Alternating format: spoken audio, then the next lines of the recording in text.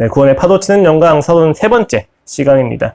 십자가 사건이 어떻게 적용되는지에 대해서 5번째로 살펴보고 있고, 요한복음 3장 16절로 21절 말씀을 빛으로 오나니 라는 제목과 함께 살펴보도록 하겠습니다. 요한복음 3장 16절로 21절 말씀입니다. 제가 봉독하여 드리도록 하겠습니다. 하나님이 세상을 이처럼 사랑하사 독생자를 주셨으니 이는 그를 믿는 자마다 멸망하지 않고 영생을 얻게 하려 하심이라. 하나님이 그 아들 세상에 보내신 것은 세상을 심판하려 하심이 아니요 그로 말미암아 세상이 구원을 받게 하려 하심이라.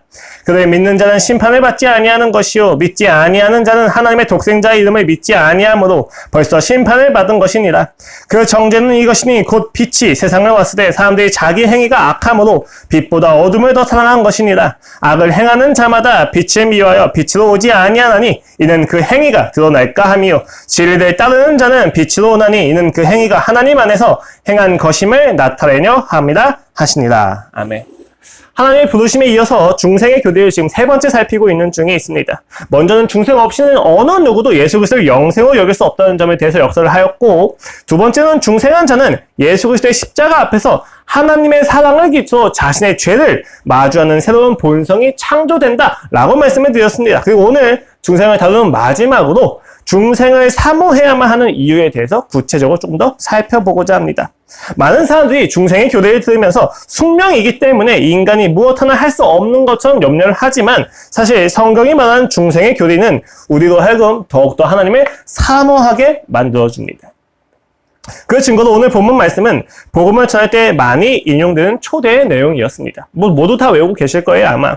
지금까지는 저희가 그냥 쉽게 암송을 하지만, 사실 요한복음 3장 전체의 맥락을 보게 되면은 3장 16절이 얼마나 모순적인지를 알 수가 있어요. 생각을 해보세요.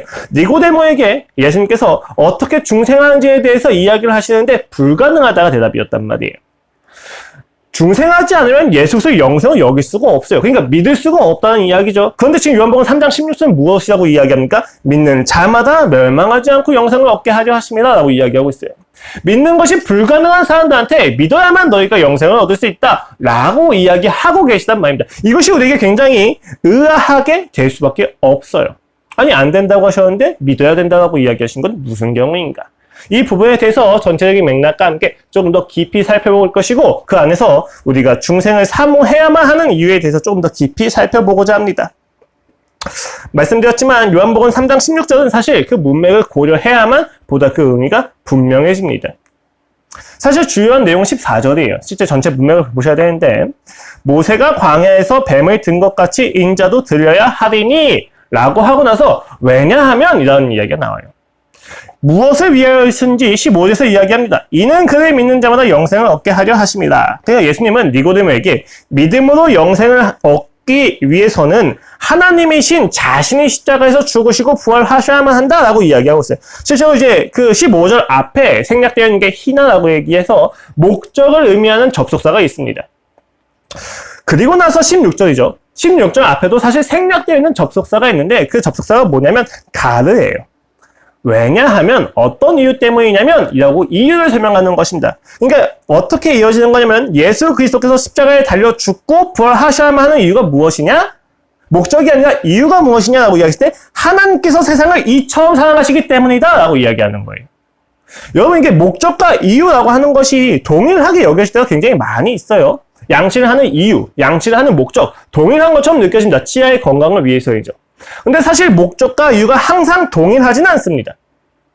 예를 들면은 하나님의 사랑이 가지고 있는 목적은 우리로 하여금 하나님의 영광을 알아가게 하는 것에 있어요. 하나님을 찬양하게 하는 것에 있지만, 하나님이 우리를 사랑하신 이유 자체에 대해서 어느 누구도 알 수가 없어요.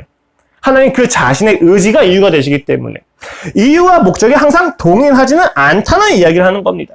여기서 우리가 고려할 것은 목적이라고 이야기했었을 때에는 그 강조점이 행위의 지향성에 있다는 거예요.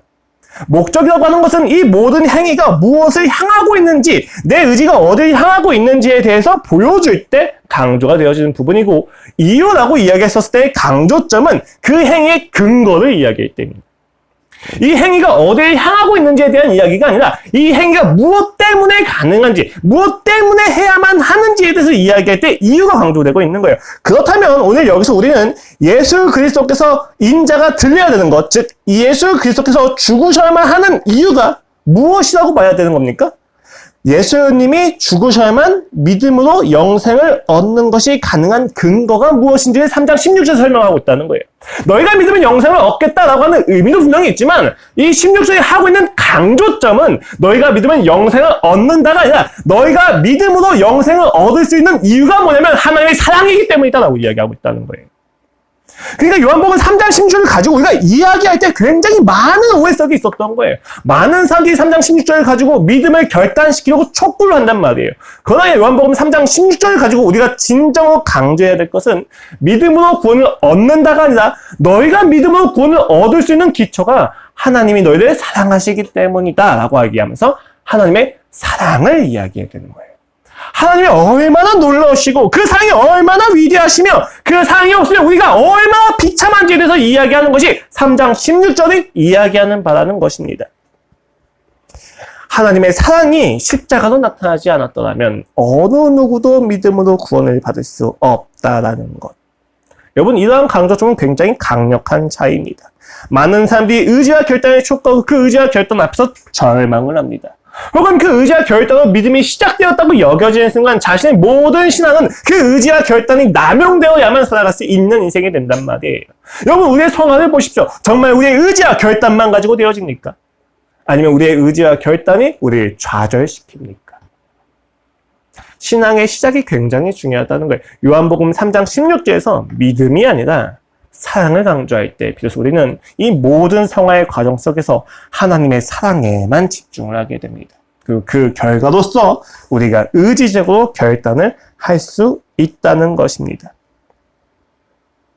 그 사랑 앞에서 중립은 없습니다.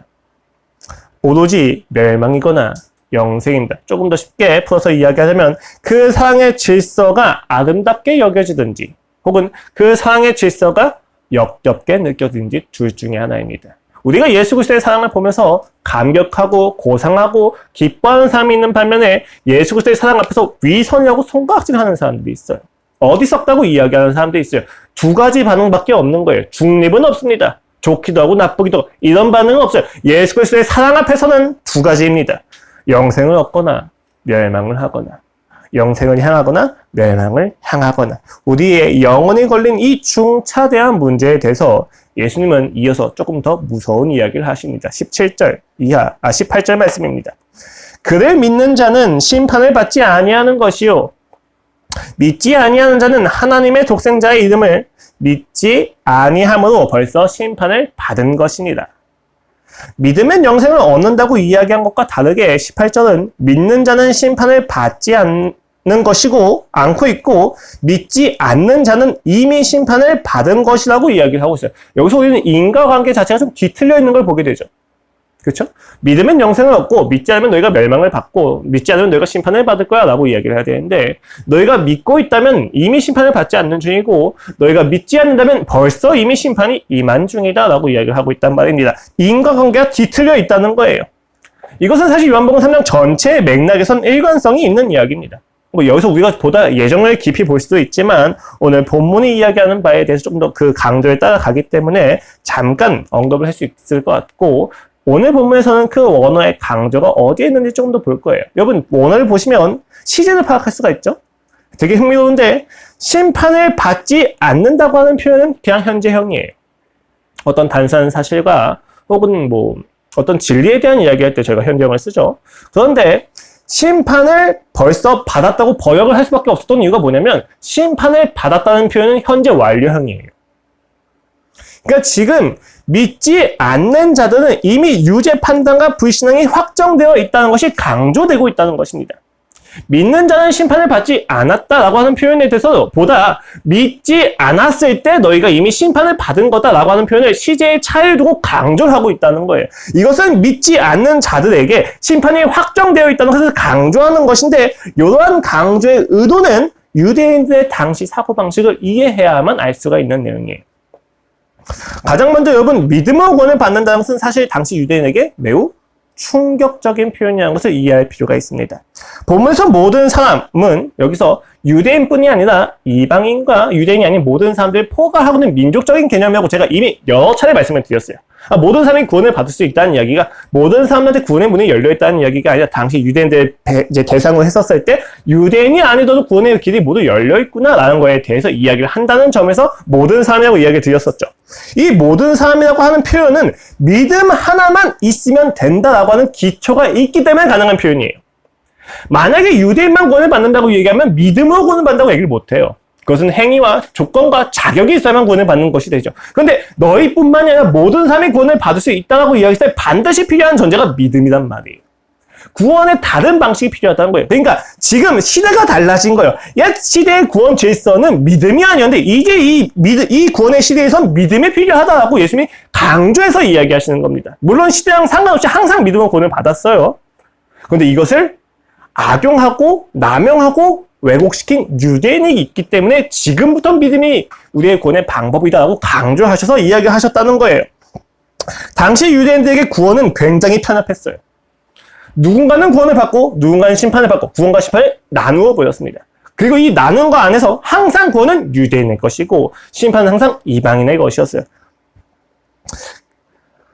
실제로 이들의 선민의식은 3장 전체에서 확인할 수 있는 바와 같이 어떻게 나타납니까? 나는 중생이 필요하지 않다라는 말로 나타나는 거예요.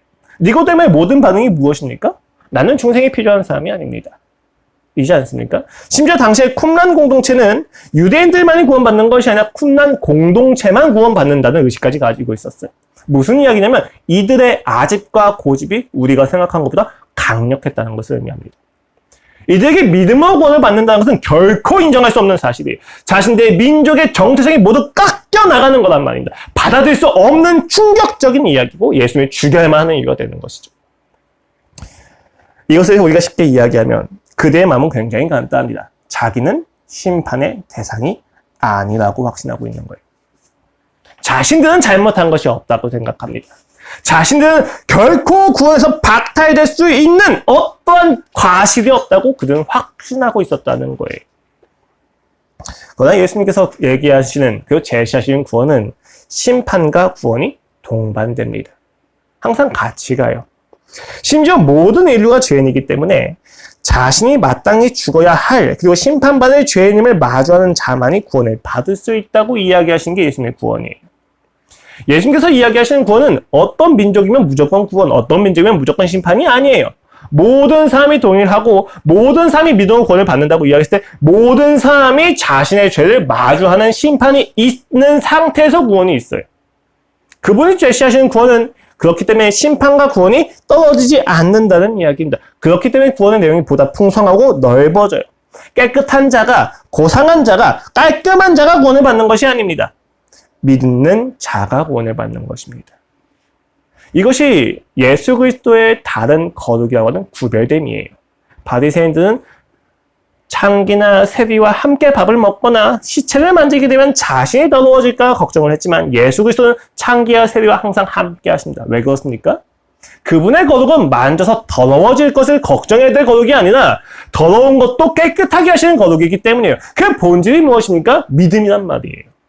우리가 오늘날 믿음으로 구원을 받는다고 해서 너무 가볍게 생각을 해요. 믿음으로 구원을 받는다는 것은 나와 저 사람이 전혀 다를 바 없이 똑같은 죄인이며 똑같은 구원의 방식이 제공되어 있다는 이야기입니다. 우리는 여기서 자랑을 하는 것이 아니라 감격을 해야 된다는 것이죠. 오늘 본문은 그렇습니다. 유대인들의 선민의식과 중생 자체는 필요하지 않다는 그들의 아집과 편협함 그리고 은혜는 필요하지 않다고 하는 고집에 대해서 예수님이 명확하게 하시는 이야기예요. 야, 구원은 하나님이 너희를 사랑하시기 때문에 믿음으로만 가능한 거란다. 너희가 이야기하는 구원에 어디에 하나님의 사랑이 있니? 뒤바꿔 이야기하면 그런 내용이에요.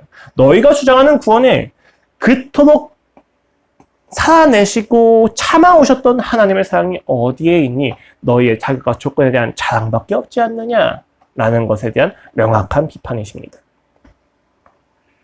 그렇기 때문에 예수님은 이야기하십니다. 너희가 중생을 필요로 하지 않는다면 이미 너희가 심판을 받고 있는 중이다. 벗어날 수가 없을 거란다. 너희는 그 심판을 이미 확정받았다. 옛 질서의 구원은 결코 불가능하다는 것에 대해서 이야기하시는 겁니다. 여러분 사실 오늘 본문을 가지고 우리는 충분히 예정이라고 하는 굉장히 신비하고 풍성한 교리를 다룰 수가 있습니다. 그러나 그 전에 우리는 오늘 본문에서 이 중생이 믿음 앞에 선행한다는 사실을 가지고 우리의 구원이 은혜다라는 사실을 좀 더 깊이 살펴볼 것입니다. 그리고 여기서 우리는 우리에게 얼마나 많은 옛 구원의 방식에 대한 집착이 있는지 보게 될 거예요. 여러분, 우리는 다 믿음으로 구원을 받는다고 이야기하고 그것을 은혜로 누린다고 이야기하지만 사실상 우리의 삶에서는 믿음으로 구원을 받는 것을 비아냥되고 어리석게 여기고 마땅치 않게 여기는 경향성이 있습니다. 왜 그렇습니까? 믿음으로 구원을 받는 인생은 내가 드러낼 수 없는 인생이기 때문이에요. 믿음으로 구원을 받는 인생은 누군가를 쉽게 판단하거나 비판하거나 비난할 수 없는 질서가 되기 때문이에요. 그러나 우리의 질서는 누군가를 비난하길 즐겨합니다. 누군가를 깔보기를 좋아합니다. 누군가를 짓밟아야만 내 우월감을 확인할 수 있는 그 세상에 강력한 진이 우리에게 있다는 것입니다. 그것을 오늘 본문을 통해서 우리는 보다 많이 확인할 수가 있다는 겁니다. 19절을 보십시오. 19절에서 심판에 대해서 이와 같이 설명합니다. 그 정죄는 이것이니, 이거 조금 더 이제 새 번역이고 잘 번역을 했어요. 어떤 말이냐면 18절에서 이야기한 너희가 이미 심판을 받았다라고 이야기했었을 때 이어서 새 번역이 이렇게 잘 번역을 해요. 심판을 받았다고 하는 것은 이라고 넘어가요. 그러니까 앞서서 18절에서 이야기하고 있는 심판의 내용이 어떤 내용인지 19절에서 보다 분명하게 밝혀주고 있는 것이죠. 무엇이라고 이야기합니까? 곧 빛이 세상에 왔을 때 사람들이 자기 행위가 악함으로 빛보다 어둠을 더 사랑한 것이니라. 악을 행하는 자마다 빛을 미워하여 빛으로 오지 않으니 이는 그 행위가 드러날까 함이요. 네, 그렇습니다. 그들이 믿지 않는 것 자체가 심판이라고 하는 명확한 의미는 예수 그리스도가 이 땅에 오시어 우리에게 죄를 드러나게 하실 때 그 죄를 마주하고 싶지 않아 하는, 그렇기 때문에 예수 그리스도를 미워하는 것을 의미합니다. 우리가 죄를 무엇이라고 이야기합니까? 하마더티아, 여러 가지 얘기, 카타, 굉장히 많은 이야기를 하는데, 그 본질 빗나감이라고 이야기해요. 창조의 목적에서 빗나감. 그러나 우리가 보다 쉽게 이야기할 때는 하나님을 사랑하지 않는 것이 죄다라고 이야기해요. 마땅히 사랑해야 될 분이 있는데, 그분을 사랑하지 않는 것이 죄다라고 이야기를 하는데, 여기서 넘어가실 것이 아니라 그 깊은 의미를 생각해 보셔야 돼요. 왜 우리는 마땅히 사랑해야 될 분을 사랑하지 않습니까? 마땅히 사랑해야 될 분을 사랑하는 그 순간 내 안에 들춰나는, 내가 보고 싶어하지 않는, 내가 끊임없이 외면하고 싶어하는 죄가 보인다는 거예요. 이 죄를 마주하게 되면 내가 다른 사람보다 우월할 수가 없으니까, 이 죄를 내가 마주하게 되면 누군가를 짓밟을 수가 없으니까 나는 이 죄를 절대 마주하지 않겠다라고 하는 마음이 마땅히 사랑해야 될 분을 사랑하지 않는 것으로 나타난다는 거예요. 그것이 죄라고 오늘 본문은 이야기하고 있습니다. 예수님을 사랑한다는 것은 결국 예수님이 나의 죄를 위해서 죽었다는 것을 인정하는 태도예요. 그렇기 때문에 예수 그리스도를 사랑하지 않는다는 것은 그가 나를 위하여 죽었다는 것을 결코 받아들이지 않겠다는 것입니다. 믿음으로 구원을 받는 것을 그토록 싫어하는, 그리고 그토록 받아들이지 않으려고 하는 우리의 의도는 무엇입니까? 예수 그리스도의 십자가 외에 다른 구원의 방식으로 나를 높이고 싶기 때문입니다. 진리가 나를 자유하게 한다라고 우리는 결코 생각하지 않습니다. 진리가 우리를 억압한다고 생각합니다. 성경에 있는 많은 구절과 많은 명령들이 나의 인생의 억압이라고 생각을 하게 됩니다. 왜 그렇습니까? 나의 방법을 놓지 않기 때문이에요. 그리고 나의 방법을 놓지 않는 이유가 무엇입니까? 나의 방법이 성공해서 내가 보다 우월해지기를 원하기 때문입니다. 왜 가족 간에 그토록 다툽니까, 여러분? 여러분만이 아니에요. 저도 가족 간에 굉장히 많이 다투는데, 가족 간에 다투는 이유? 내가 옳기 때문이에요. 옳지 않다고 생각하면 절대 안 다툽니다. 옳다고 생각하기 때문에 다투는 거예요. 내가 생각하는 이 방법이, 내가 생각하는 이 사고방식이 보다 옳기 때문에 당신은 당신의 오름을 포기해야 된다 라고 생각하는 거죠. 그러나 여러분, 성경을 보십시오. 성경이 오름을 관철시키는 방법이 무엇입니까? 오름을 논증하고 상대의 논리를 논파시키는 것입니까? 아니요. 성경이 이야기하는 오름을 관철시키시는 방법은 죽음입니다. 기다려주는 것입니다. 오래 참는 것입니다. 견디는 거고 바라는 것입니다. 우리가 오름을 나의 방법 관철시키려고 하는 순간 우리의 죄가 나를 마주하게 되는 아주 역설적인 이야기가 있다는 것이죠. 진리가 비추어지면 우리는 내 자신이 어둠에 있었다는 것을 보기 때문에 끝없이 발버둥을 칩니다. 내가 죄인이라는 사실이 드러나는 것이 극도로 싫다는 거예요. 지금까지 추구해온 나의 방법이 틀렸다는 사실에 대해서 극렬한 반감을 가지게 됩니다. 여러분, 이 사실은 예수님을 믿지 않는 이방인이 듣고 있는 것이 아니에요. 예수님을 믿고 있는 요한 공동체가 듣고 있는 이야기입니다. 그 요한 공동체가 시간이 많이 지나서 예수 그리스도를 생각했을 때 당시에 영주주의 등 많은 것이 발생하면서 예수 그리스도를 믿는 것 외에 다른 방법으로 자신의 구원을 추구하고 있었단 말이에요. 거기에 대해서 요한이 예수님의 이야기를 다시 자신의 방법으로 재구조화시켜서 이야기하는 의도가 무엇입니까? 야, 너희가 이야기하는 구원의 방식에는 소망이 없다. 예수 그리스도가 너를 위해서 실제로 죽고 부활하셨다는 그 외에, 그리고 그가 그렇게 하신 이유가 사랑이라는 것 외에는 너희가 믿음으로 구원을 받을 수 있는 방법이 단 한 가지도 없단다. 야, 네가 저 사람과 낫고자 하는 그 마음이 죄라고 드러나는 것이 그토록 힘드니, 네가 저 사람을 짓밟고 네가 올라가는 순간 네가 그 죽음의 악순환으로부터 벗어나지 못한다는 것을 그가 하셨기 때문에 그 모든 짓을 파하신 것인데, 너는 너를 죽이는 그 짓을 왜 놓지 못하고 있니? 라고 이야기하시는 것이 요한복음이에요. 그 요한복음에서 가장 많이 반복되어진 것이 무엇입니까? 나의 때가 아니다라는 얘기예요. 예수님이 많은 기적을 베푸시는데 계속 무엇이라고 이야기하십니까? 내 때가 아니다. 왜요? 기적을 통해서 구원을 받는 것이 아니라 내 때, 즉 예수 그리스도께서 죽으셔야만 하는 그 때가 아니면 결코 구원받을 수 있는 방법이 없다는 거예요. 초대교회 때나 지금이나 마찬가지입니다. 많은 사람들이 예수 그리스도를 믿는 것으로만 구원을 얻는다는 사실에 대해서 반감을 가집니다. 왜요? 나를 사랑하기 때문입니다. 하나님이 좋은 것이 아니라 하나님을 사랑하는 모습을 통해서 나타나고 완벽해지고 높아진 나 자신이 너무 좋기 때문에 교회를 비판하고 비난하고 비아냥댈지언정 교회를 위해 절대 기도하지 않는 아집이 우리 안에 숨겨져 있다는 것입니다. 보다 높은, 보다 고차원적인 위선으로 겸손을 떠는 것뿐이에요. 겸손하지 않다는 것입니다. 그것이 여러분과 저의 현 상황입니다. 정말로 우리는 믿음으로 구원받는 것을 즐거워하고 있습니까? 정말로 우리는 하나님을 사랑하고 있습니까? 내가 옳다고 생각하고 노력과 헌신과 율법과 윤리와 도덕과 종교적 생활의 모습이 나를 구원하는 것이라고 우리는 잘못 생각하고 있는 것이 아닙니까? 오늘 본문은 3장 전체선 이야기하는 유일한 구원의 기초는 중생입니다. 너희가 거듭나지 아니한다면, 아무리 열심히 예배를 드린다 할지라도, 너희가 아무리 많은 사람들을 구제했다 할지라도, 심지어 너희가 은사가 있고 너희를 통해서 예수님 믿는 사람이 등장한다 할지라도 네가 거듭나지 않는다면 너는 결코 구원받을 수 없을 거란다 라고 이야기하는 것이 3장의 결론이라는 것입니다. 정말로 진리를 사랑하십니까? 많은 자칭 그리스도인들이 그렇다고 이야기합니다. 그러나 여러분 다 아십니다. 진리를 사모한다는 것은 내가 죄인이라고 하는 사실을 받아들이는 것과 같습니다. 세상에서 주님을 제외하고 어떤 것도 나를 평안하게 할 수 없다는 사실을 믿는 것과 같습니다. 주님과의 인격적인 관계를 제외하고선 내게 결코 선한 것이 있을 수 없다는 것을 인정하는 것과 같습니다. 그러나 우리의 삶은 진리를 사모하지 않습니다. 진리 외에도 선한 것이 있다고 생각하며, 진리 외에도 나를 평안하게 하는 것이 있다고 생각하지 않습니까? 조금 더 잠을 잔다면, 내가 조금 더 스마트폰을 붙잡고 있다면, 내가 조금 더 쉬는 시간이 있다면 나는 평안할 텐데, 나는 행복할 텐데, 우린 계속해서 기만을 당하는 중이에요. 내가 스마트폰을 끊는다면, 내가 보다 덜 잠을 잔다면 나는 보다 고차원적인 존재로 살아갈 수 있을 텐데, 다 기만입니다. 끊느냐 끊지 않느냐, 세상을 붙잡냐 붙잡지 않느냐가 중요하지 않아요. 이 세상을 살아가면서 하나님은 내게 무엇을 말씀하고 계시는가? 이 스마트폰을 벗어나지 못하는 나의 현 주소를 알려주시면서 하나님이 내게 말씀하고자 하시는 것은 무엇인가? 영혼아, 너에게 스마트폰 아닌 그 모든 정보들이 너를 구원하는 것이 아니라 오직 나의 사랑만이 너를 구원할 수 있단다 라는 이야기를 하고 싶어 하시는 것은 아닌가 라고 우리는 기도해야만 한다는 것입니다. 그것이 아니라면 우리는 결코 진리를 사모한다고 이야기할 수 없을 것입니다. 진심으로 여러분 진리를 사모하십니까?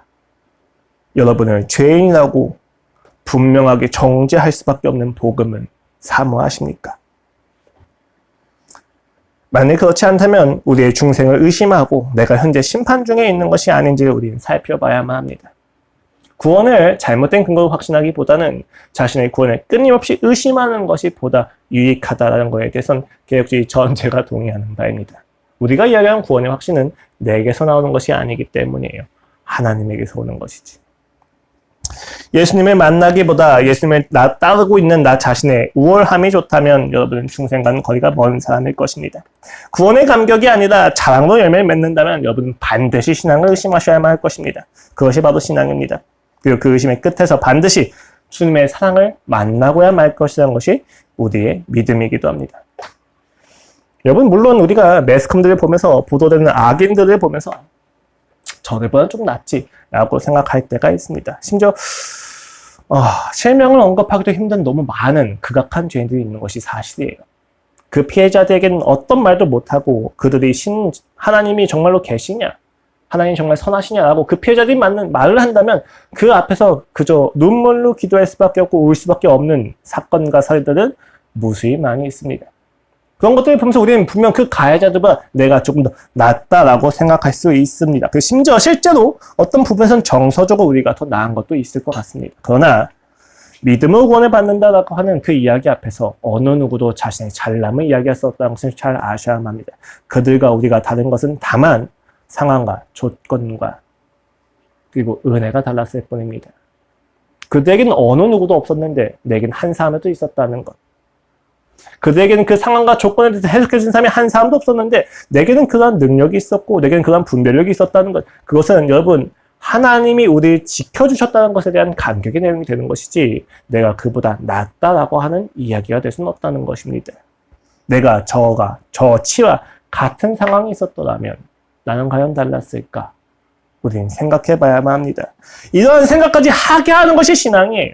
말도 안 되는 이야기죠, 사실은.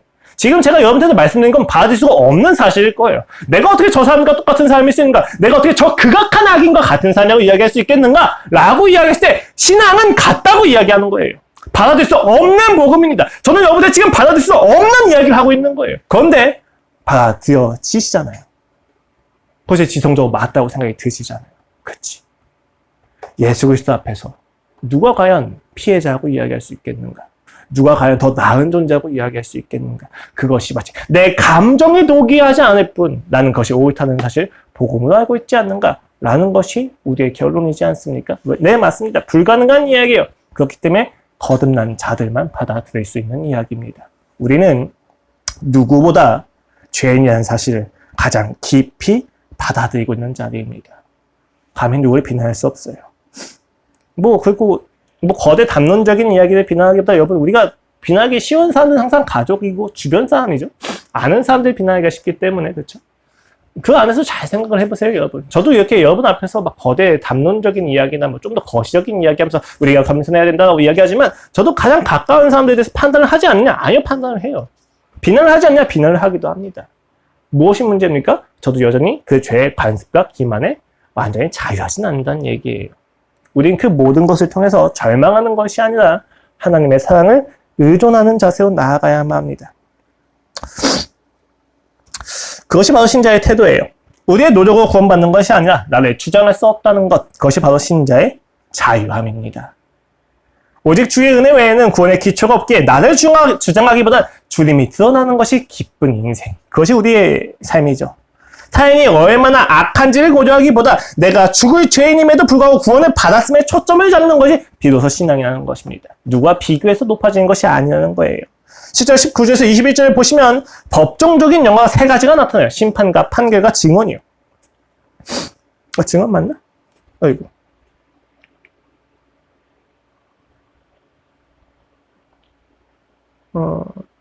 심판과 판단과 정죄에 대한 이야기예요. 되게 재밌는 게 여러분 사복음서에서는 공간복음서에서는 항상 이 심판과 판결의 대상이 누굽니까? 예수님이에요. 근데 여러분 되게 재밌는 게 요한복음에서는 그 심판과 판결의 대상이 누구예요? 유대인과 예수님을 제외한 세상이에요. 되게 재밌지 않습니까? 요한이 이야기하고자 하는 건 너무 간단해요. 너희가 예수 그리스도 앞에서 정말 심판을 피할 수 있니? 라는 이야기입니다. 너희가 그 주 하나님 앞에서 정말 너희가 피해자라고 주장할 수 있겠니? 라고 이야기하시는 겁니다. 그리스도인을 자처하는 자들이 자신의 선민사상과 율법과 헌신을 가지고 자랑하는 인생에 대해서 정확하게 지적하시는 겁니다. 그걸로는 구원이 불가능하다. 오히려 그것을 주장하는 것을 통해서 너희가 정죄를 받겠구나. 예수 그리스도에게 하나님에게로 돌아와야 된다라고 이야기합니다. 너희가 죄를 발견하지 못한다면 너희는 중생을 쓸모없다고 여길 것이고 중생을 쓸모없다고 여기는 것 그 자체가 너희가 바로 죄인인 것을 증명하고야 말 거란다. 그래서 본문은 이어서 이와 같이 이야기하죠. 진리를 따르는 자는 빛으로 오나니 이는 그 행위가 하나님 안에서 행한 것임을 나타내려 함이라 하시니라. 인간은 본래 어둠을 사랑해요. 제가 말씀드렸잖아요. 그 어둠을 사랑하는 것이라고. 우린 불가능해요. 우리가 죄인이라는 것을 어떻게 받을 수 있겠습니까? 내가 자잘한 죄는 지었겠지만 내가 그 매스컴에 나오는 그 극악한 죄인들과 똑같다고 우린 결코 받을 수가 없단 말이에요. 그런데 거듭난 자는 빛으로 오나니 내 어둠에 드러나는 것을 감수하면서도 하나님께 나아간다는 것입니다. 이해할 수 없는 이야기인 거예요. 결코 일어날 수 없는 이야기인 것입니다. 자신의 죄가 폭로되어 부족함이 드러나고 어리석음이 드러나고 나의 수치와 나의 결핍이 드러났을 때 창피함으로 돌아서지 않고 진리를 따르는 자이기 때문에 빛으로 나아간다는 것입니다. 내 수치를 감추는 것보다 내가 하나님을 사랑하는 마음이 더 크다는 거예요. 유대인들과 니고데모가 외면했던 중생의 필요를 마주하고 결국 하나님만이 우리의 진정한 그리고 우리의 진정한 기쁨이자 평안이자 안식이라는 것을 결단한 자들의 태도인 것입니다. 그것이 어떻게 가능합니까?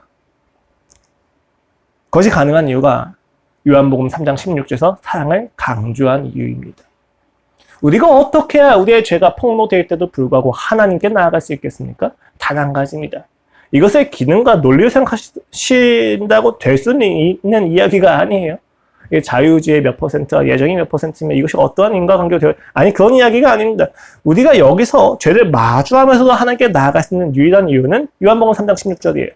하나님이 세상을 이처럼 사랑하사 독생자를 주셨어요. 이는 저를 믿는 자마다 영생을 얻게 하려 하심이라. 무엇입니까? 그가 사랑하신다는 사실을 알게 될 때 비로소 우리는 우리의 죄를 넘어서 나아갑니다. 인간이 참 특이해요. 비난하고 옳은 것을 이야기하면 고쳐져야 되는데 고쳐지지가 않습니다. 성적을 지적하고 공부를 하지 않는다고 지적하는 부모님 앞에서 다 알고 있어요. 자녀들은. 공부하면 누가 유익이에요? 부모가 유익입니까? 아니요, 내 유익이에요. 내가 유익인 것을 내가 하지 못하는 것에 대해서 부모가 도와준다고 지적을 했을 때 인간은 변하지 않아요. 옳음을 안다고 해서 인간이 변하냐? 그런 이유는 없습니다. 만약에 옳음을 안다고 해서 인간이 변한다는 것에 대해서 동의를 하신다면 본인의 삶을 한번 잘 보세요. 옳은 것을 안다고 되십니까? 그랬으면 일단 우리가 여기 있지는 않았을 거예요. 다 학원에 가 있었겠죠. 그렇죠? 다 공부 열심히 했거나 완전히 성공했거나 그랬었겠죠. 그렇겠죠? 그러나 그렇지 않아요. 우리는 옳은 것을 알아도 행하지 못합니다. 그런데 잘 살펴보면 언제 우리가 진정성을 다하고 언제 우리가 진심으로 화답을 하고 언제 우리가 진심으로 노력을 다하느냐 라고 이야기했을 때 나를 사랑한다고 느꼈을 때 내게 조언을 하는 사람이 정말 나를 사랑하기 때문에 하는구나 라고 생각을 했었을 때 정말로 행위가 나타나지 않는다 해서 심각하게 고민한단 말이에요. 정말로 나를 사랑한다는 것이 느껴지면 인간 자기 자신을 자성을 하기 시작해요. 왜요? 사랑을 하는데 나쁜 이야기 하지 않겠지 라는 걸 알고 있거든요. 되게 웃긴 존재예요, 인간이. 우리가 뭐 그 전래동화 중에 뭐 구름과 해였네? 태양과 구름이었네? 그래서 뭐 바람이 막 이렇게 분다고 해서 옷을 벗는 게 아니라 뭐 태양이 빛을 쬐면 이렇게 옷을 벗는다. 그 정도의 이야기가 아니에요. 인간이 사랑에만 반응을 하는 것은 인간 안에 하나님의 형상이 있기 때문에 하나님 그 자신이 사랑이시기 때문에 그 사랑에만 우리 형상이 반응을 하는 거예요.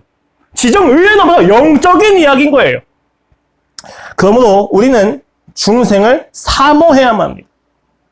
그러므로 말씀을 드렸어요. 사랑으로만 변할 수 있기 때문에 우리는 거듭나기를 사모해야만 합니다. 죄 앞에서 우리의 부족함이 폭로되는 그 불편함과 두려움과 불안 앞에서 도망하지 않고 나아갈 수 있기를 우리는 사모해야만 합니다. 소망해야만 합니다. 그것이 사랑이기 때문이에요. 우리의 중생을 증명해내고야 말아야 되는 거예요. 중생을 사모한다는 것은 죄가 드러났을 때 도망가지 않고 나아가게 하는 사랑을 이야기합니다. 어떤 의지와 결단과 노력으로 될 수 있는 이야기가 아니에요. 이것은 오로지 하나님과 내가 인격적인 관계가 되어 있느냐 없느냐에 대한 이야기예요. 그와 내가 인격적인 관계가 맺혀져 있다면 내 죄가 드러난다 할지라도 나아갈 것입니다. 그것이 중생의 핵심이에요. 성향이 생겼다는 거죠. 자신을 사랑하기보다 주님을 더욱 사랑하고자 하는 마음이 내게 심겨졌다는 것입니다. 그렇기 때문에 여러분, 죄보다 크신 하나님의 사랑을 믿고 구하기를 우리는 노력해야만 합니다. 말씀드렸듯이 이건 아주 영적인 이야기예요. 영적인 이야기다라고 이야기하는 것은 여러분, 도덕적 개선이나 개인의 인격적 발전이나 인지적인 차원에서 지식에 대한 동의나 탁월한 은사에 대한 이야기가 아니라는 거예요. 영적이다라는 이야기는 여러분, 육적이라고 하는 표현과 상응되어지는 단어죠. 물질적인 것에 제한되지 않는다는 표현입니다. 실제 요한복음에서도 이를 강조한 내용이 있는데 4장에서 수가성에 있는 여인을 만났을 때 예수님이 뭐라고 하십니까? 24절이에요. 하나님은 영이시니 예배하는 자가 영과 진리로 예배할지니라. 예배라고 하는 것을 영과 진리라고 하는 것을 가지고 전반적인 개념을 포괄하고 있어요. 전치사가 하나이기 때문에 두 가지를 이야기하는 게 아니라 한 가지를 이야기하는 거지. 그 근거가 무엇이냐면 하나님이 영이시다라고 표현하고 있단 말이에요. 여기 영이시다고 하는 표현이 막 엄청 초자연적인 일이 막 일어나고 기적이 일어나고 막 이런 이야기가 본질이 아니에요, 여러분. 영적인 이야기에 그런 것도 있어요. 귀신이 쫓아나가고 막 진짜 악령들이 우리 괴롭히고 이런 일들이 있어요. 근데 이것이 본질이 아니에요. 영적인 이야기다라고 이야기했을 때 본질은 우리가 생각하는 형상에 하나님을 가둘 수가 없다는 이야기예요.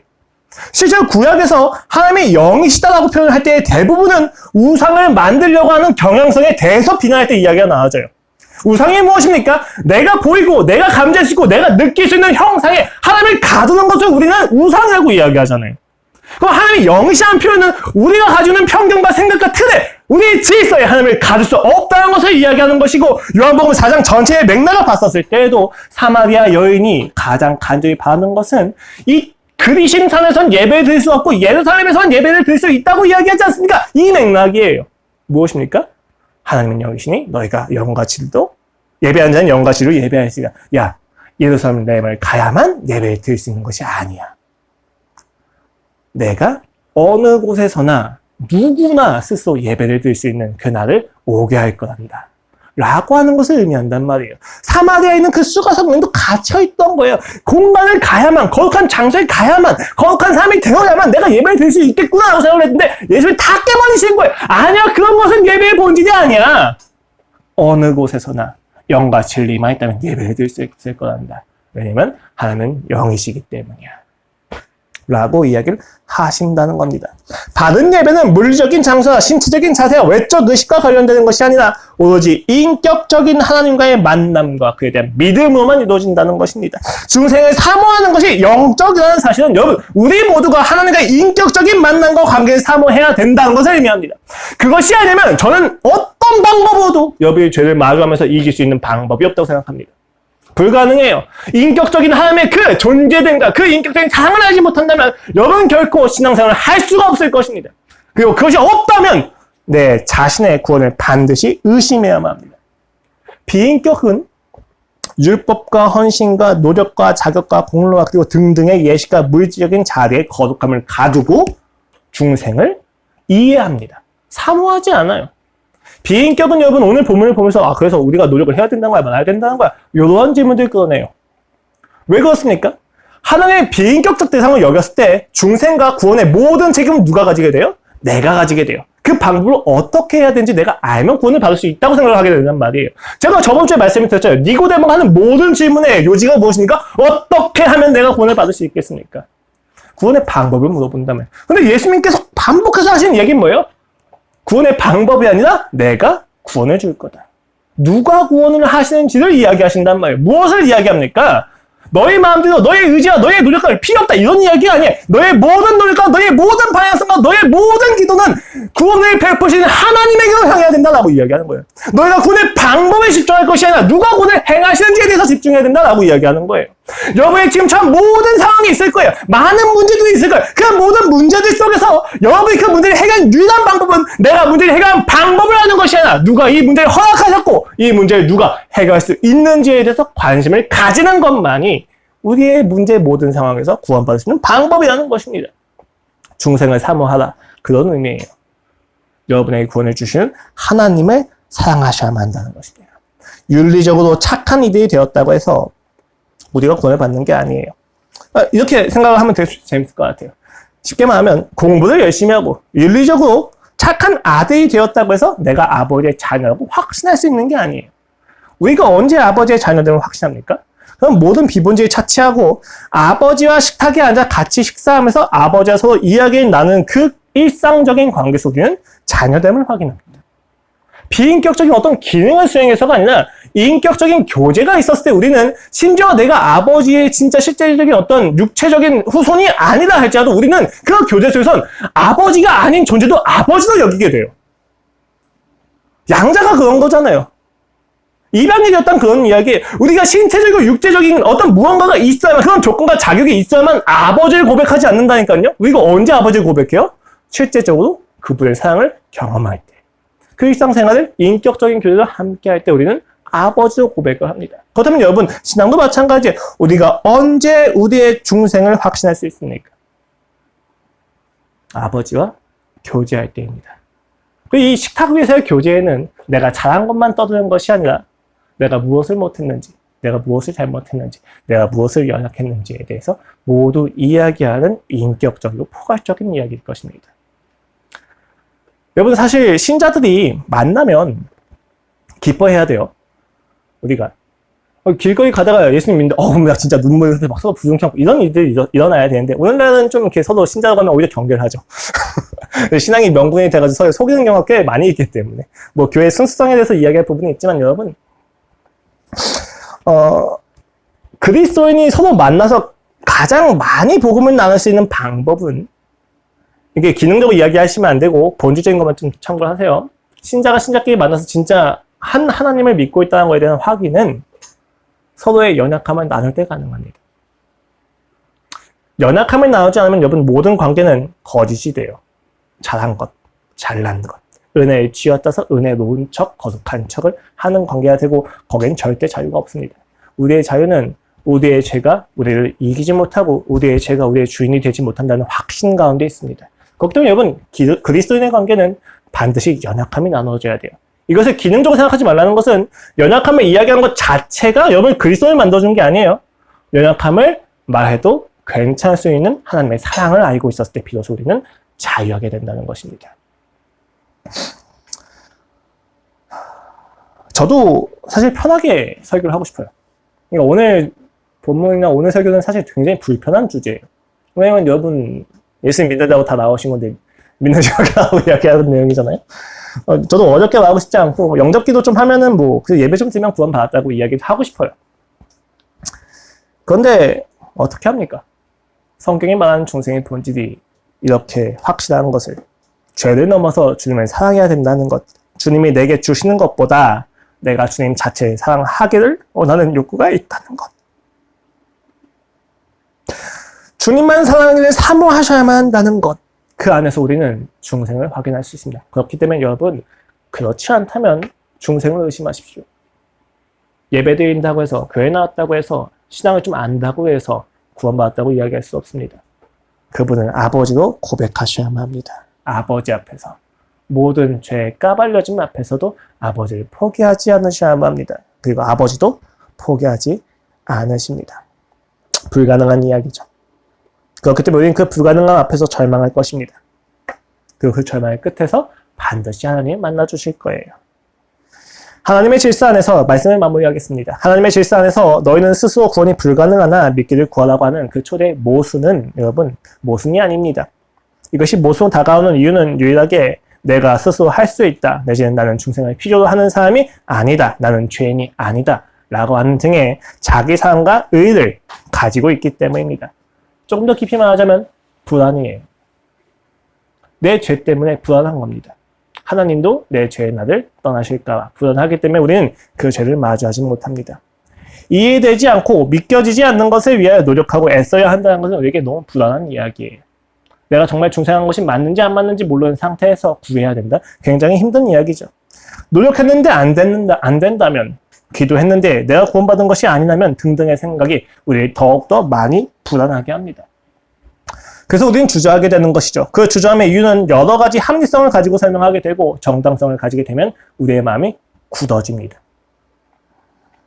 그러나 하나님은 그 불안과 주저함을 원하십니다. 그 주저함과 불안을 넘어 간절히 구하기를 구하십니다.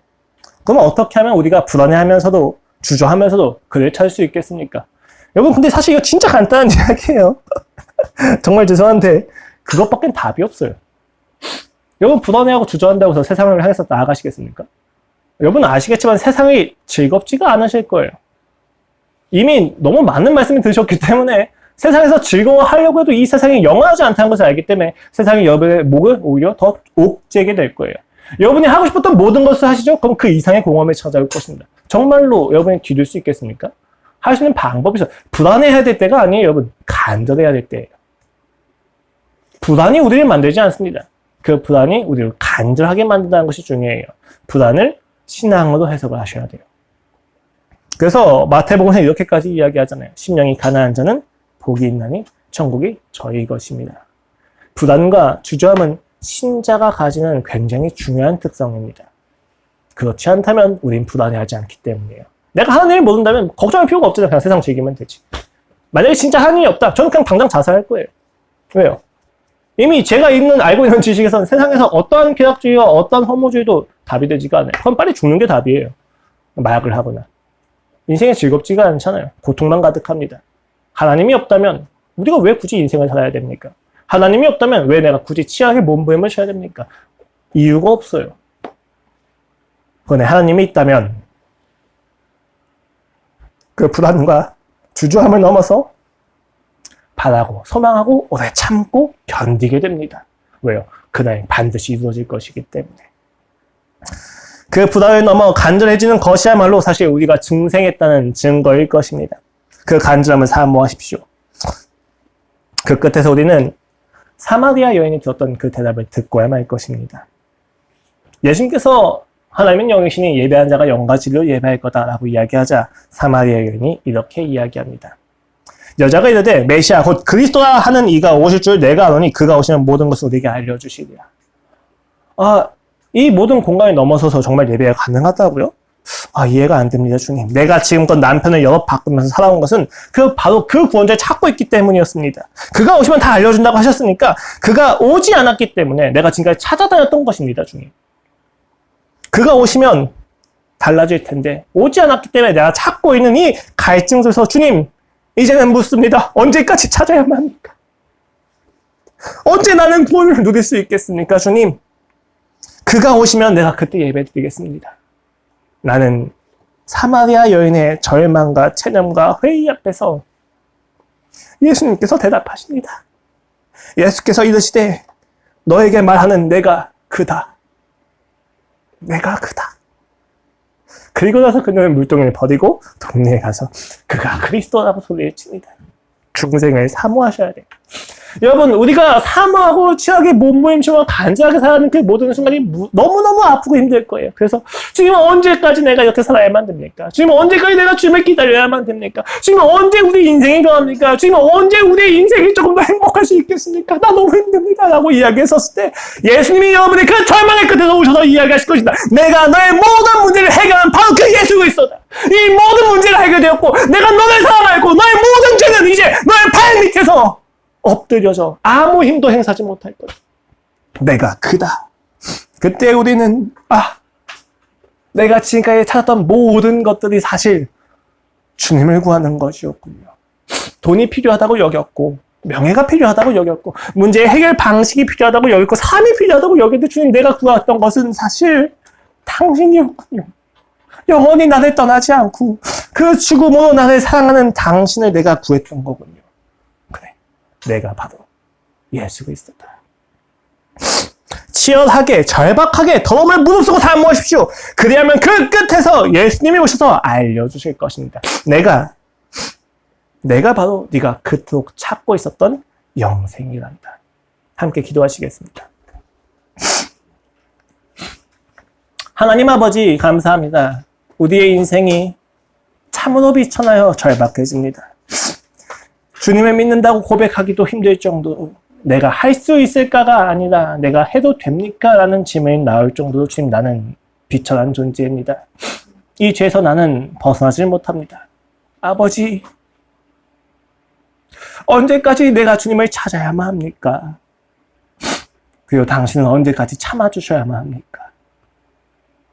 아버지 이 모든 부담과 주저함 그리고 주님께 나아가게 됐을 때 내가 감수해야 될 모든 처벌과 심판 그리고 나의 죄가 있다는 것을 말하는 이 시간 주여 내가 고백합니다.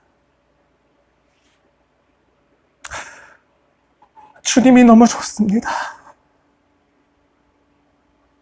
주님을 너무 사랑합니다.